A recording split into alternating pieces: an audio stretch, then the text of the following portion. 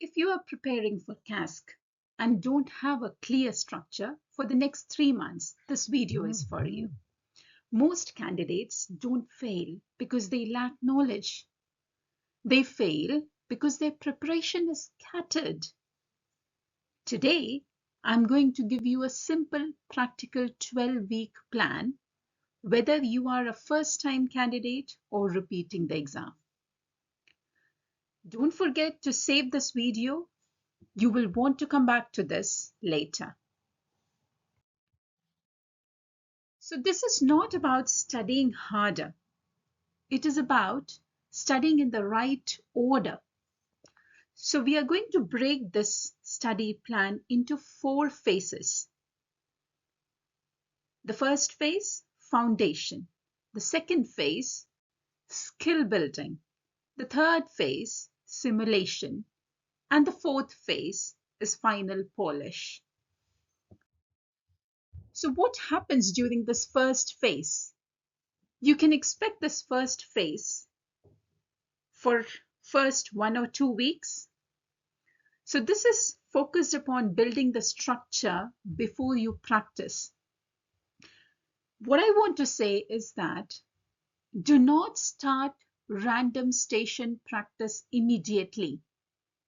So the first 1 to 2 weeks is about understanding the CASC marking domains, building a clear structure for common station types, and identifying your weak areas. So what you should do during the initial 1 to 2 weeks, you can watch sample stations, write your own station frameworks, and create structured templates for the common station types, like for example, the history taking stations, risk assessment stations, explaining diagnosis stations, or managing difficult conversations. Now, if your structure is weak, no amount of practice is going to save you. Remember, structure is extremely important. And this is where most candidates rush, and that is their first mistake. Now, the weeks 3 to 6, that is about daily skills practice. Now you are going to start active preparation. The goal will be to do at least 4 to 8 stations daily. Focus upon timing. Remember, 7 minutes means 7 minutes. Focus upon clear signposting. Focus upon maintaining the quality of your communication. Focus upon attaining confidence in risk assessment.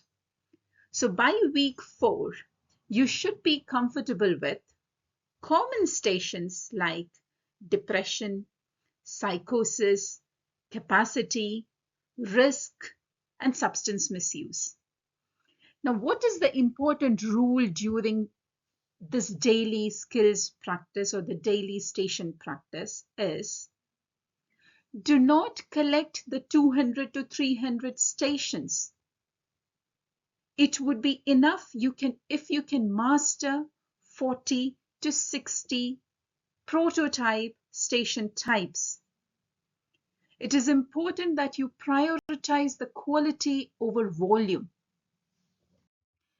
So the third phase is from week 7 to 9, where we are going to focus upon simulation. So now the preparation becomes exam-like.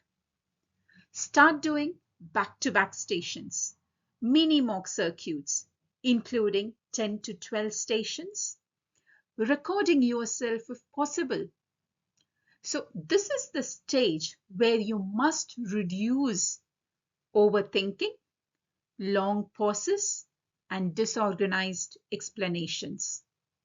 Your answers should start sounding smooth. This is where you need to focus upon developing fluency. So the next phase, phase 4, that is weeks 10 to 11, should be devoted completely to mock circuits, full mock circuits. Because this is a serious rehearsal phase. The goal should be to do at least 2 to 3 full mock exams before the exam day. What you need to keep in mind when you practice these simulations: simulate timing strictly. The timing should be strictly according to the exam condition. No stopping, no restarting, and have a professional attire. After each mock, write down 3 recurring mistakes and work upon that. Fix your patterns and not individual sentences.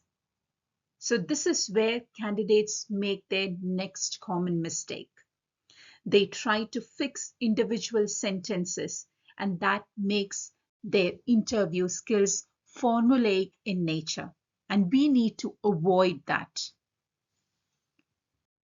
So the week 12 is for final polish. So remember, this week is not for cramming. What you need to do in this last week is focus upon light revision, review your structure sheets, practice calm delivery of the stations. Most importantly, sleep properly. So this is not the week where you need to do late night practice. What you need to avoid during this last week: avoid new resources. Stick to the resources that you were following until now. Avoid having new study groups and avoid a panic practice. So this is the week where you need to build your confidence. So the confidence is built, it is not crammed. So if you're preparing or if you're repeating CASC, don't increase the volume. Improve your structure. If you are attempting for the first time, don't underestimate communication. CASC rewards clarity, empathy, and structure, not medical complexity.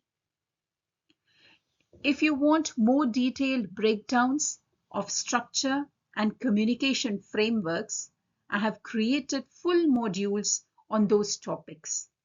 But even if you don't use any of these courses, follow this timeline carefully. Calm, no push. Preparation without structure creates anxiety. Preparation with structure creates confidence. If you are sitting CASC in the next diet, comment below how many weeks you have left, and I will try to guide you. Subscribe to the channel if you want structured, practical CASC guidance.